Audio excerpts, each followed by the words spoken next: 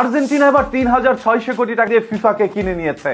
আমেরিকায় থাকা অবস্থায় আর্জেন্টিনার অস্বাভাবিক লেনদেন হয়। সেই লেনদেনের সংখ্যা ছিল ৩,৬০০ কোটি টাকা। ইতিমধ্যেই গোয়েন্দা সংস্থা এই বিষয় নিয়ে তদন্ত শুরু করেছে। হয়তোবা আর্জেন্টিনা বা আফা ফেসে যেতে পারে। মিশরের সেই ম্যাচটি দেখার পর থেকে পুরো বিশ্বই যখন আর্জেন্টিনার বিরুদ্ধে কথা বলছে, ফিফার বিরুদ্ধে কথা বলছে, তখনই শুরু হয় এক নতুন তদন্ত। যে তদন্তে বেরিয়ে আসে ৩,৬০০ কোটি টাকার অস্বাভাবিক লেনদেন আর্জেন্টিনার বিরুদ্ধে। তার মানে কি আর্জেন্টিনা ফিফাকে কিনে নিয়েছে? হ্যাঁ, তেমনই কোনো তথ্য ইতিমধ্যেই মিলতে যাচ্ছে। তারা এমন একটি কোম্পানির নাম ব্যবহার করে এই আর্থিক লেনদেন করেছে, যেই নামে কোম্পানি থাকলো সেখানে কোনো কর্মকর্তা নেই বা কোনো কার্যক্রমও নেই। মানে শুধুমাত্র নাম ধারণ করে সেই নাম দিয়েই তারা এই টাকাগুলো ফিফাকে দিয়েছে বলে অভিযোগ উঠেছে। আর ফিফা তাদের কাছ থেকে টাকা খেয়ে সেদিন মিশরের দ্বিতীয় গোলটি বাতিল করে দেয়। আপনারা এখানে স্ক্রিনের মধ্যে দেখতে পাচ্ছেন মিশর কি সুন্দর করে একটি গোল দিয়েছে, যেটি সঠিক। তবে তথ্য প্রযুক্তি বা ভিআর এর মাধ্যমে সেই গোলটিকে তারা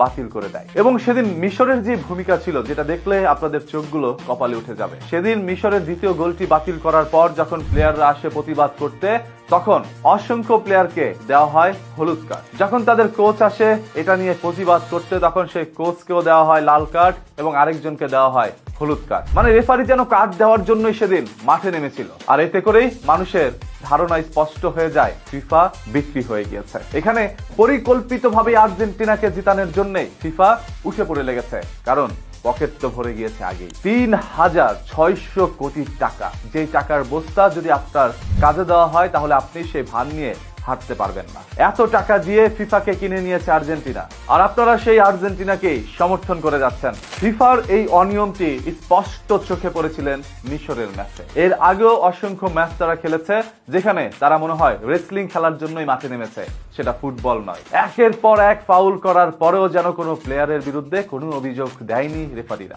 অন্যদিকে আর্জেন্টিনার সাথে যারাই খেলতে যাচ্ছে তাদের যদি পান থেকে চুন খসে যায় তাহলেই দেওয়া হচ্ছে লাল কার্ড, হলুদ কার্ড। এবং আর্জেন্টিনা পেনাল্টি পায় না এমন কোনো ম্যাচ নেই। তারা মাঠে নামা মানেই পেনাল্টি একটি পাবেই, হয়তোবা সেটি মিস করে ফেলে বা কখনো গোল দিয়ে ফেলে। তবে দুর্ভাগ্যবশত সেই পেনাল্টি গুলো বারবার মিস করে ফেলে মেসি বা আর্জেন্টিনারা। কারণ খেলার মাঠে তারা যেমনই হোক না কেন, খেলার বাইরে এই পুরো মাঠটাকে কিনে রাখার মতো ক্ষমতা বা সামর্থ্য তাদের আছে, আর তারা সেটা করেও দেখাচ্ছে। এই যে যেমন আইসিসি মানে ক্রিকেট ওয়ার্ল্ড কাপ, সেই ওয়ার্ল্ড কাপ আইসিসিও কিন্তু একরকম কেনা হয়ে গিয়েছে। দেখবেন ভারত ছাড়া অন্য কোনো দেশ কখনোই জিততে পারে না। ভালো অবশ্যই খেলে, তবে সেখানে ভালো খেলানোর জন্য কিছু সুযোগ করে দিতে হয়। যেমন আর্জেন্টিনাও ভালো খেলে, তবে সেখানে তাদেরকে সুযোগ করে দেওয়া হয়। এই ভালো খেলা নয় যেখানে ফাউল করার পরও কাজ পায় না, বরঞ্চ উল্টো তাদেরকে পেনাল্টি দেওয়া হয়।